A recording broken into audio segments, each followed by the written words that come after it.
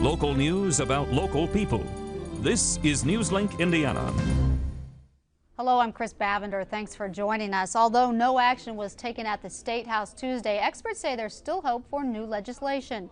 Newslink Indiana's Chris Wilson explains why. To Republicans, a Democratic no-show in the House on the last day to vote on new legislation was a disaster. But to Democrats, it was a step they had to take. Republicans are more interested in settling political scores than doing the people's work. Of the more than 100 bills on the table, daylight savings and voter identification. Ball State Political Science Chair Joe Lasco says although extreme, the tactic can be useful. Because these are serious issues that affect people's lives, what appears to be power plays and games is actually a way of forcing the other side to sit down at the bargaining table and take seriously differing points of view. And ultimately, believe it or not, the process works. So where does the House go from here? Lasco says the bills aren't completely dead. I think you'll see lots of opportunities for legislators who are committed to those bills, committed to those causes, try to find vehicles in legislation from the opposite house. State Democratic Party spokesperson Mike Edmondson says Democrats hope things will turn around and look for opportunities for negotiation. Hopefully that, the tone changes and everybody decides that they want what's right for Indiana, not just what's right for one party. In Muncie, Chris Wilson, Newslink, Indiana. The House will reconvene next week. Muncie says it wants to lead the way when it comes to building a better community for the disabled. Wednesday, Mayor Dan Cannon spoke about the city's first council for people with disabilities. The 11-member council plans to focus on transportation, accessibility, and increasing employment opportunities for the disabled. Chairman Mike Seidel says the plan is to bring more attention to the challenges disabled people face every day. I think people will want to make the difference when you realize that tomorrow you could be in a position that I'm in. It makes it seem a little bit different. The council will have its first meeting in the next few weeks. For more information, call the mayor's office at 747-4845. Economic growth and change is something most communities strive for, but Mount Vernon Community School says that could mean a loss for students. But as Newslink Indiana's Lindsay Jameson explains, an attempt to avoid that won't come cheap. In 4 years, overall enrollment at Mount Vernon schools has grown by 24%, according to Superintendent William Riggs. To meet growing class sizes, the school system wants to remodel the high school with a new gym, auditorium, and 47 new classrooms. Plans also call for a facelift for the middle school pool and 2 existing elementaries. For students, if it gets delayed for any kind of an extended period of time, what it does is it puts more kids in the building, which means that the class sizes go up.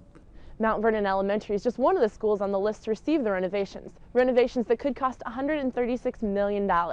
And that's a price tag some taxpayers are saying they don't want to pay. Paid for with a proposed tax increase 65 to 85% over the next few years. If the money isn't there, Riggs says it could mean a loss of band, art, choir, and other extracurricular activities. Opponents believe there's another way to pay. We tried to negotiate. We offered to let them raise $100 million, which would raise taxes 35 to 50%. And as a community, I really feel like we stepped up to the plate in that respect.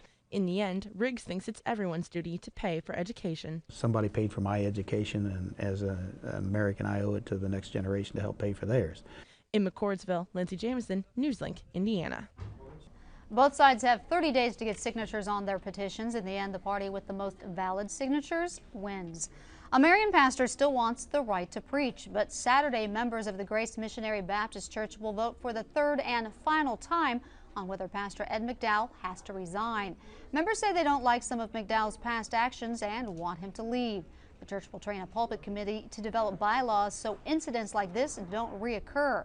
Lawyer David Payne says he wants to resolve the issue. If he's voted out, I expect the judge to enter the restraining order and prohibit him from carrying on the functions as pastor of that church. So, and he's also indicated, I guess, recently that if he's voted out, he'll step aside. So hopefully that'll be the case. Church members age 3 and older can cast ballots from 11 until 3 Saturday at the church. With spring just around the corner, you may wonder what to do with the tree damage left from January's ice storm. Mike Planton, superintendent of grounds at Ball State, says people should be careful before they trim damaged trees. If we're talking about small branches the size of your arm or less, that you can reach from the ground, or maybe a 6-foot ladder, then they could trim them. Plant says for extensive damage, call an arborist because there could be unseen cell damage in the tree that could force it to be cut down. He also says don't cut the entire branch at one time. He suggests to cut branches in increments from the end in toward the trunk. Well, Nicholas Ferreri joins us now with a look at our weather, and we saw some sunshine today. Some sunshine, wasn't that nice? It was great. No more snow. The sidewalks were a little icy, I know, today, yeah. but we'll be warming up soon. But some more snow and ice comes at the end of the day on Friday. Okay. So let's enjoy the sun while we can. Why don't we? Here's a look at the forecast for Wednesday night. Partly cloudy skies and a low of 15 degrees with winds from the west-northwest at 15 miles per hour. Take a look at Precision Cast here. The clouds just magically stay away from east central Indiana as we head into Thursday. Skies remain clear on Thursday before clouds build back in on Friday, and then the chance for precipitation in the form of a wintry mix comes in the afternoon on Friday. For Thursday, a tad warmer than on Wednesday, a high of 33 degrees with winds from the west-northwest at 7 miles per hour. And in our extended forecast, Friday a high of 40 degrees. Look for the rain-snow mix to begin in the afternoon hours. Saturday our high will be 38 degrees with a chance for some light flurries in the morning time. Sunday our high will be 42 degrees. The sun comes back out. Then Monday we warm all the way up to 46, which, considering where we were at today, 46 sounds like it'll be pretty good. Sure does, except for those little raindrops coming down on your map. That's true. All right, well, thanks, Nicholas. You're welcome. Artists Christo and Jean-Claude were a big hit in New York City with a larger-than-life display in Central Park. Newslink Indiana's Derek Tucker shows us how a Richmond company helped color their success. While more than 300 workers dismantled the gates in New York City's Central Park, 85 employees at Holland Colors in Richmond remember how their company made history. The company created the saffron orange color for the 7,500 rectangular arches that snake 23 miles through Central Park. In 2003, one of Holland Colors' customers asked for a special color for some art project, but company president Tineke Veldhuis didn't find out where until the day the gates went up. It's our color that went into the posts that form the gate. Customers who have no idea what they want can come here to the Color Suite and look through tens of thousands of ideas. These initial tints mixed together make up the saffron orange color. From there, the customer's plastic in a powder form is added to this machine, and then the new color. This machine heats the chip a bit to a certain temperature and then presses it to a certain thickness and then cools it. Once approved, Holland Colors provides the pigment as a powder. That's how the PVC pipes that make up the gates got to be saffron orange. Kathy Daniels was among the thousands at the New York unveiling. She was tickled pink with their reaction. You know, it really made you proud that, our company played a part, in that.